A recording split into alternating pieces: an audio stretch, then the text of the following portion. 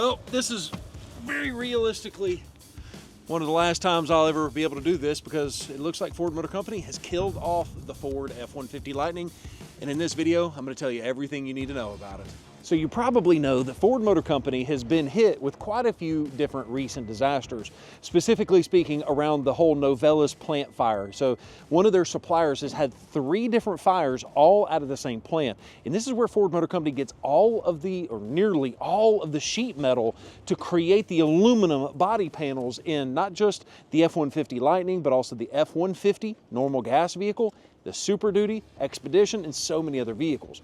So what has happened there is because there is going to be these fires, Ford Motor Company lost about 100,000 units of production on those vehicles.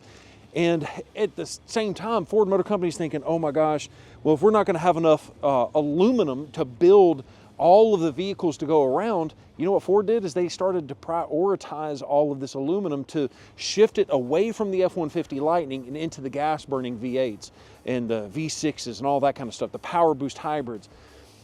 And then all of a sudden you start getting these rumors that are swirling around. The Ford Motor Company is killing off the F-150 Lightning. And I started looking at these rumors. I'm like, guys, this is just a rumor. You can't believe everything that you see online.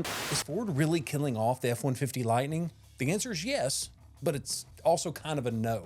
And it turns out that there might have been a whole lot of truth to that, and it looks like Ford Motor Company has actually canceled the F-150 Lightning, but there's some really cool news on the other side of this that you may not be aware of, so make sure you stick into the rest of this video to talk about that.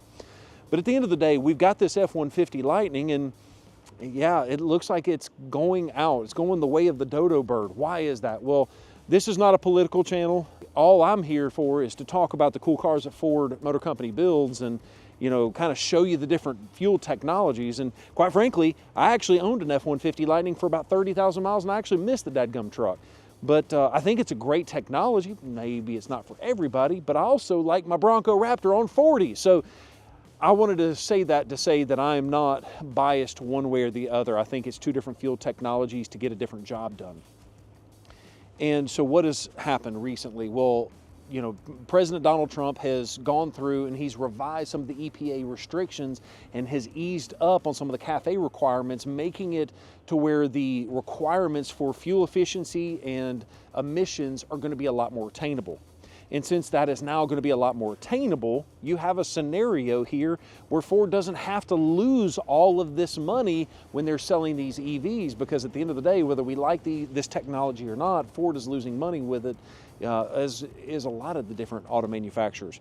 So now Ford Motor Company and Jim Farley is actually on record saying that they're going to be able to take that money that they're losing on these EVs and start applying it to new different technologies that people are wanting. It was really the customer changing their decision. But look, we're going to 50% electric. It's going to be hybrids and E-revs and electric. It won't be just pure electrics. So I actually think this is a pretty cool thing that Ford Motor Company is going to be able to have a choice, because the next thing.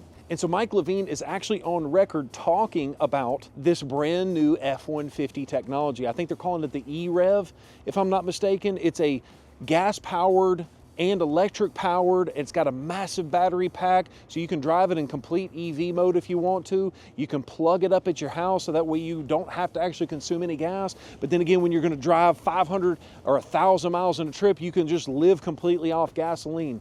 I think that's a really cool technology, and that might take care of a lot of the issues that people have with the F-150 Lightning. Now, I didn't tow anything with mine, but from the people that do tow with the F-150 Lightning, you know automatically you're going to hit your range in about half if you're towing anything of size, just due to the wind restrictions. And once again, your mileage may vary, but you kind of get the idea there, is that having that gasoline counterpart might be awesome to have as that fail-safe, if that makes any sense. And so to see the fact that Ford Motor Company is effectively going to be canceling the F-150 Lightning coming up very soon, yes, it kind of does hurt my heart.